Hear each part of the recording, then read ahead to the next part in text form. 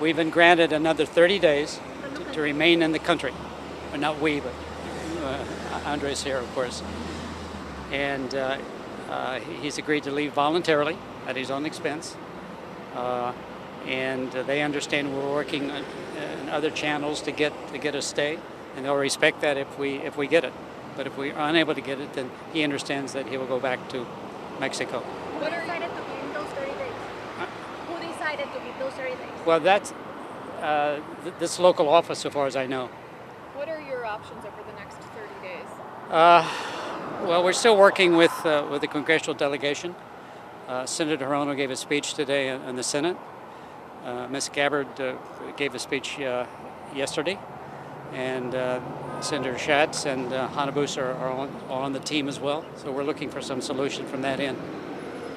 How are you feeling? I feel happy about what he did. I think he did a pretty good job, and I'm happy that he can able to negotiate the other 3 days. So I still hope that we can do something about it. What are you going to be doing over the next 30 days? What's your plan? Well, I gotta go back to keep working, and I'm going to let him do his job. I totally believe in him, and I pretty much is all I can. Are you hopeful at the end of that 30 days there will be a resolution that will allow you to stay in this country? Yes, I always still hopeful that something's gonna happen. If for some reason there is not a resolution, where exactly will you go? What is your plan from here? Well, if nothing happened, I should gotta go back again where I was originally born. That's what is probably the only option that I have after that. But we don't want to think in that. We want to hope and then something is going to happen. Then my lawyer is going to make this thing work, and it's all I think. Do you have family, friends, anyone you know back? No, I have everything wherever I have in here. Where's home for you now? Here, Hawaii, Kona, the Big Island. Is today a victory? How do you feel about today? What do you classify it as? I can say a little bit of relief. I don't say it's really a victory yet. And that's only I feel is happy. Then at least I can get another 30 days to that way I can continue, or my lawyer continue fighting this thing. Are you headed back to the Big Island now? Yes.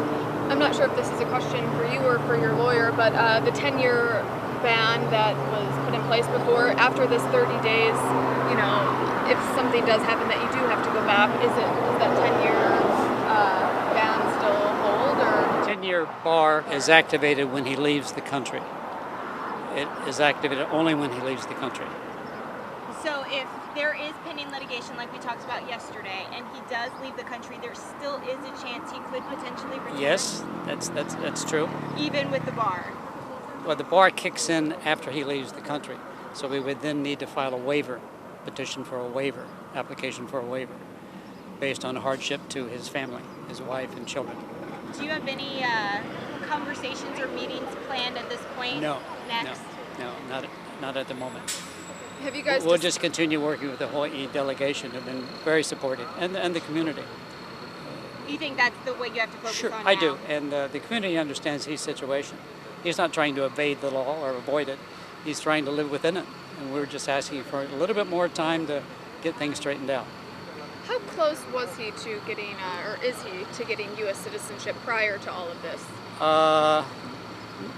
In order to become a U.S. citizen, you first have to become a permanent resident, and he's not a permanent resident. So the first step is permanent residency. Then 5 years after that, he can become a citizen. If he's married to a U.S. citizen, it's 3 years.